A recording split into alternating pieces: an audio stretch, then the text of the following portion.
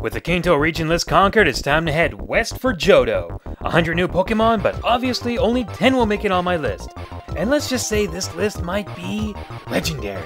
I'm so subtle. Once again, it's the same rules as the Kanto list, so there's the catch up, and that's all I really need to say. Alright, let's start it off! 10th place. To be honest, it was a close call between who was going to take the 10th place spot, either Ampharos or Lantern. Lantern is both a water-electric type who can get the Volt Absorbability and can have Surf, Ice Beam, Thunderbolt, and Thunder Wave. That's a really good moveset, but I ultimately gave it to Ampharos mainly because you could catch Mareeps very early in Gold, Silver the Remix, and Pokemon Black and White too. Ampharos could learn Signal Beam and Power Gem, but could also learn Focus Blast through a TM. Ampharos has had the Static ability, which means you better not make direct contact with this shaved sheep. Their best stats are Special Attack and Special Defense, but its speed and defense aren't that great. Thankfully, it can learn moves to make up for that. Now for something you may not have known. Its Japanese name can be interpreted to mean Electric Dragon, except it's not a dragon, can't learn a dragon type attack except for Outrage, and isn't even in the Dragon Egg group. It should also be noted that its English name is based on two things, Amph, which is a measure for electricity, and Phuros, which is Greek for lighthouse. Which makes sense since nearly every Pokédex entry says the same thing. This Pokemon's tail is so bright it was used for lighthouses or to send messages.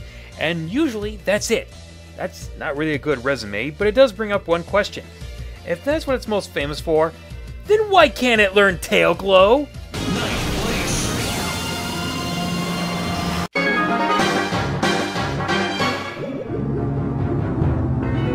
Out of the sea it rises, to reveal more secret prize— oh, whoops, wrong game. Lugia is described as the guardian of the seas, said to be so powerful that it dwells in the ocean depths to contain its incredible power, and that it can blow away rooftops by simply flapping its wings. Or fingers? So how come neither its attack nor special attack match that description? Its power is all in its defense and special defense. Not the way I prefer it, but hey, it's still a Pokemon worth having in your team. Or not, depending on the battle restrictions. Lugia is a flying psychic type that looks like a precursor to the Lati twins. It doesn't have any dual weaknesses and can learn quite a number of moves, including its signature attack, Aero Blast. Trying to catch a Lugia is quite challenging and can take time, patience, and oh, who am I kidding? Master Ball! Ain't I a stinker? 8th place. If you chose Chikorita as your starter, then chances are you were in for a tough time because of the first two gyms.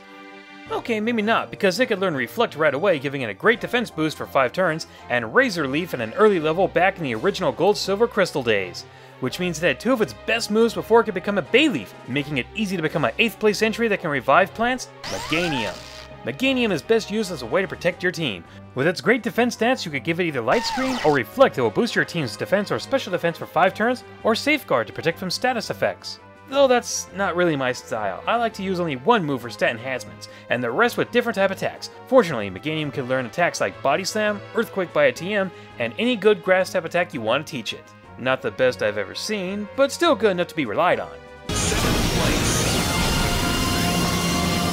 Bug Pokemon finally started to get a really good reputation in Generation 2. And Heracross is only my second favorite bug type from the Johto region, and saying second is a dead giveaway of which bug I like more, but we'll get to Scizor later. Heracross is the only bug fighting type to exist and has great attack power and special defense. It can learn a wide variety of moves as well as what used to be its exclusive move, Mega Horn, which is still the most powerful bug type attack out there. It also has a clear way to distinguish whether it's a male or female. Males have normal horns, while females have more of a heart-shaped horn. Sadly, Heracross is almost helpless against flying types. Heracross, I feel your pain. 6th place. Tyranitar is a second generation's equivalent to Dragonite. Off the chart's power, same leveling up chart, has a dual weakness, and both are resistant to one type. Tyranitars have more weaknesses than Dragonites, but also have more strengths. It too can also learn Dragon Dance, which means it can wipe out nearly anything it goes up against just by using it once. In the third generation, it was given the ability Sandstream, which automatically makes a sandstorm when it enters the battle, and the sandstorm stays in effect for the rest of the match or until someone changes the weather. It also gives rock types like Tyranitar an extra boost in their special defense while Sandstorm is in effect. In other words, Tyranitar is a Pokemon that is great for setting up your team, especially if they have abilities like Sand Veil. Yep, Tyranitar does it all. Except standing up to fighting types.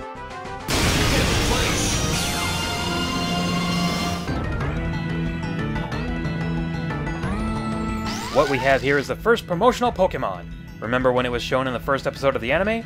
I rest my case. Despite a dual weakness to rocks and the fact that they've never shown its shine in 7 colors, Ho-Oh is special for a number of reasons. Its attack and special defense are top-notch. It is normally holding the Sacred Ash item, which instantly restores all your Pokemon in your team back to full health.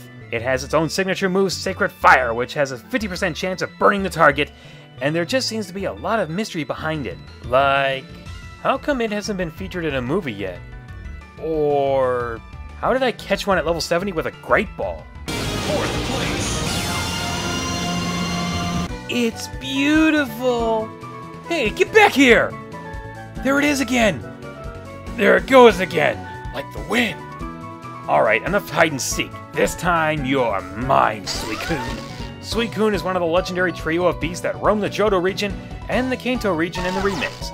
Fortunately, Suicune is the easiest one to get since you can catch it in one spot in Crystal, Colosseum, and the Heart Gold Soul Silver games. Its best stats are defense and special defense, and while its move pool isn't that great, it gets the job done, especially if you give it leftovers to hold and an attack, Mirror Coat. And that's the other best strategy for taking down a Mewtwo. Suicune is easily my favorite water Pokemon for the first 2 generations, and for a long time was my favorite of the roaming pain in the necks. Until... 3rd place.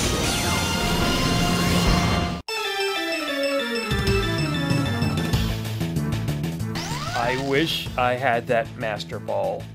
Reiko is one of the most intimidating electric types out there, as well as the most difficult to catch. It pretty much looks like a saber-toothed tiger with lightning stripes, a spark trail for a tail, and rain clouds over its back. Sadly, they're only for fashion and not function, and don't mean a thing in battle. You can trap it, use sleep, but really don't waste your time. Either have a Master Ball or get Pokemon Colosseum.